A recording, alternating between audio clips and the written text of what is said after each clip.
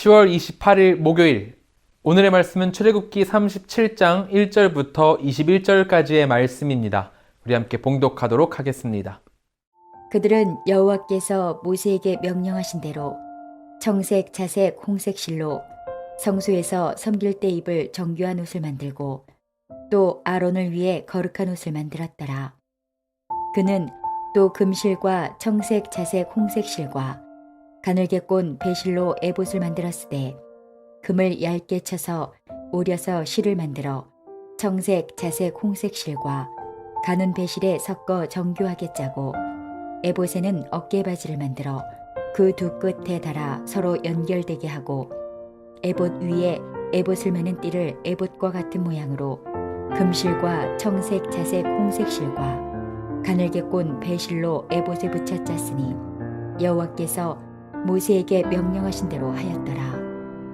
그들은 또 호마노를 깎아 금태에 물려 도장을 새김같이 이스라엘의 아들들의 이름을 그것에 새겨 에봇 어깨바지에 달아 이스라엘의 아들들을 기념하는 보석을 삼았으니 여호와께서 모세에게 명령하신 대로 하였더라.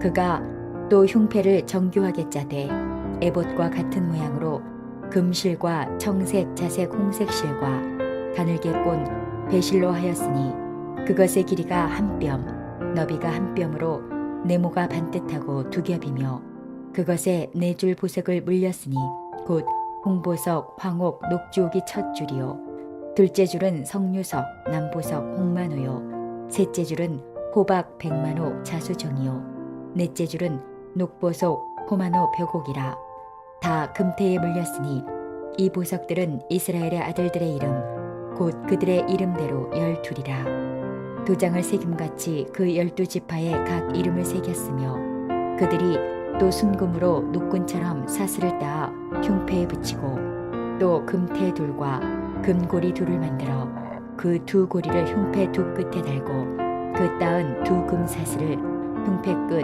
두 고리에 꿰매었으며 그 따은 두 사슬의 다른 두 끝을 에봇 앞 두 어깨바지에 금태에 매고 또 금고리 둘을 만들어 흉패 두 끝에 달았으니 곧 그 에봇을 마주한 안쪽 가장자리에 달았으며 또 금고리 둘을 만들어 에봇 앞 두 어깨바지 아래 매는 자리 가까운 쪽 곧 정교하게 짠 에봇 띠 위쪽에 달고 청색끈으로 흉패 고리와 에봇 고리에 꿰어 흉패로 정교하게 짠 에봇 띠 위에 붙여서 에봇에서 벗어지지 않게 하였으니 여호와께서 모세에게 명령하신 대로 하였더라. 오늘의 본문은 그들은 여호와께서 모세에게 명령하신 대로 청색, 자색, 홍색 실로 성소에서 섬길 때 입을 정교한 옷을 만들고 또 아론을 위해 거룩한 옷을 만들었더라 라고 시작을 하고 있습니다. 오늘의 본문은 다시 한번 제사장에 대해서 이야기를 하고 있는데요. 제사장은 자신에게 맡겨진 직무인 이 제사를 통해서 하나님과 백성들의 사이를 연결하는 역할을 했습니다.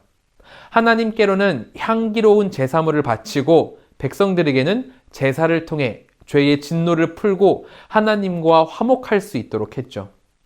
이렇게 중요한 역할이었기 때문에 하나님은 일반적으로는 사용되기 힘든 청색, 자색, 홍색 실로 정교하고 공교롭게 옷을 만들어서 제사장에게 거룩한 옷을 입히셨습니다. 그렇게 해서 구별되도록 하셨죠. 중요한 옷을 입고 그만큼 중요한 역할을 하고 있다는 것을 알도록 했던 겁니다.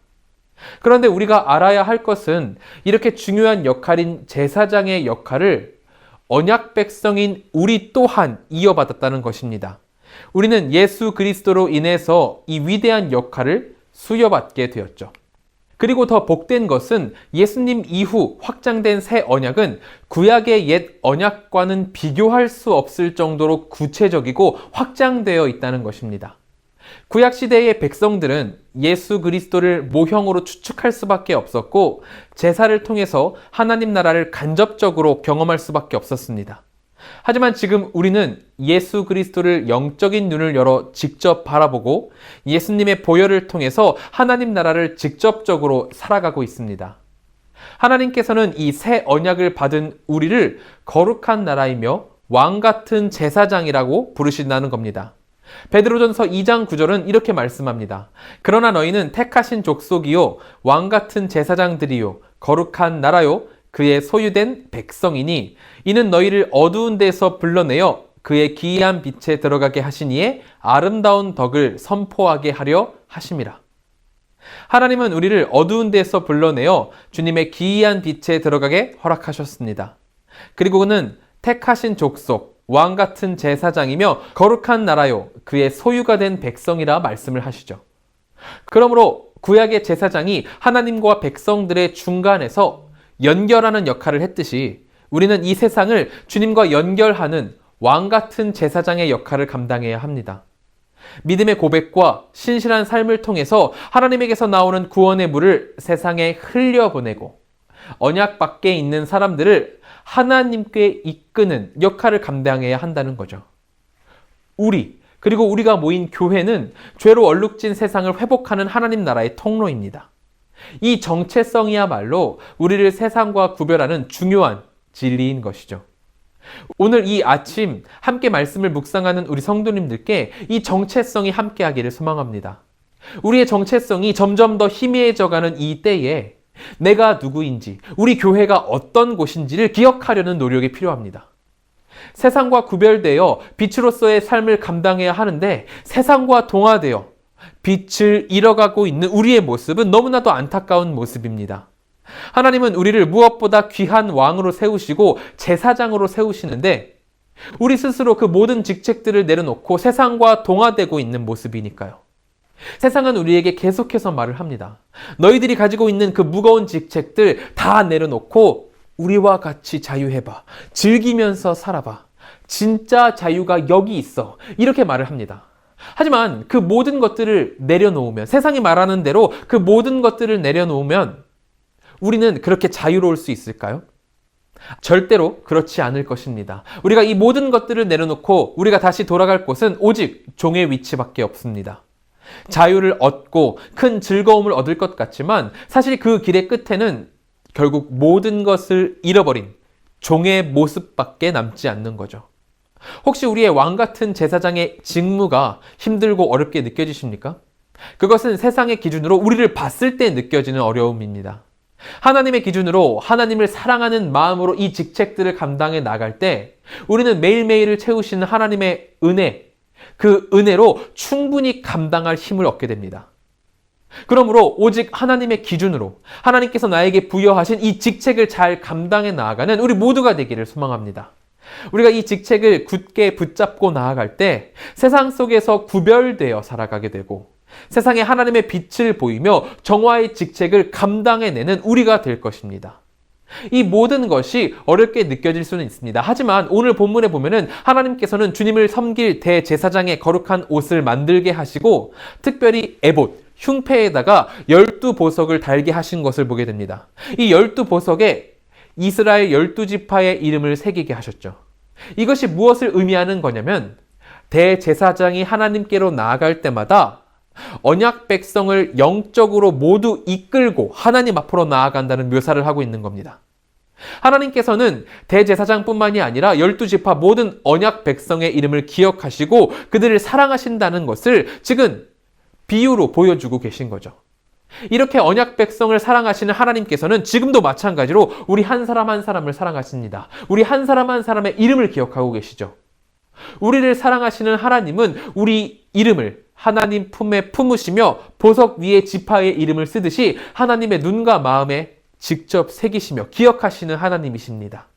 그렇기 때문에 어려운 일이 생기더라도 하나님이 대체 살아계신 것인지, 하나님이 뭘 하고 계신 것인지 그렇게 의심을 하시지 말기 바랍니다. 제사장 중에 제사장이신 예수 그리스도께서 우리를 위해서 기도하고 계시며 하나님은 언제나 우리와 함께 하십니다.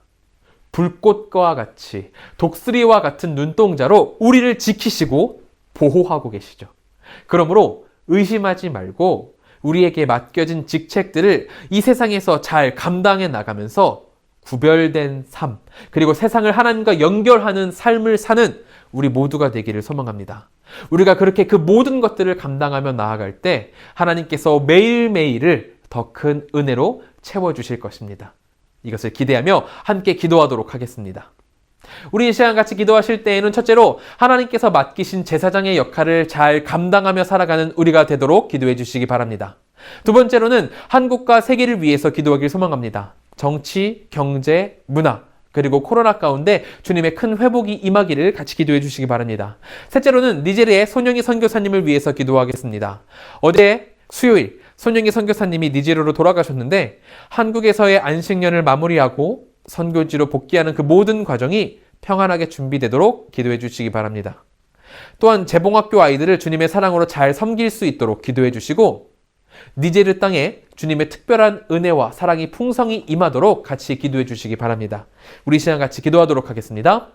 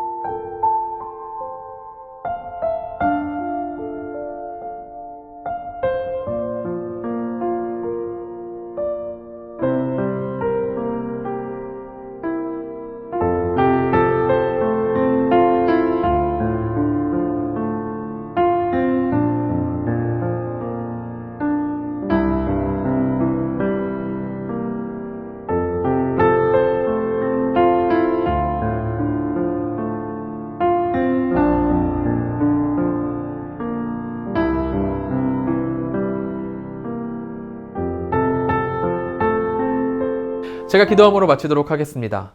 사랑과 은혜가 충만하신 하나님, 주님께서 우리에게 맡기신 이 제사장의 직무를 잘 감당하며 나아갈 수 있도록 인도하여 주시옵소서. 세상은 우리더러 이것이 어렵다고 말하고 부담이라고 말하고 내려놓으라고 말하지만 이 모든 것들이 다 유혹임을 믿습니다. 우리가 다만 하나님을 기대하며 하나님을 의지하며 나아갈 때 주님께서 매일매일의 은총을 내려주심으로 이 모든 것들을 감당하며 나아갈 수 있는 힘을 부어주실 것을 믿사오니 하나님, 우리가 제사장으로서 이 세상을 정화시키며 나아갈 수 있도록 인도하여 주시옵소서. 또한 니제리아의 손영희 선교사님을 위해서 기도합니다. 선교사님의 사역 가운데 주님의 큰 은혜와 축복이 있길 소망하오니 하나님께서 붙들어 주시옵소서. 우리 성도님들 이제 세상으로 나아갑니다. 그 모든 발걸음 가운데 주님의 형통함을 부어주시옵소서. 하나님께서 꼭 안아주시고 인도하여 주시옵소서. 주 은혜가 우리와 언제나 함께할 것을 믿으며 예수님의 이름으로 기도드립니다. 아멘.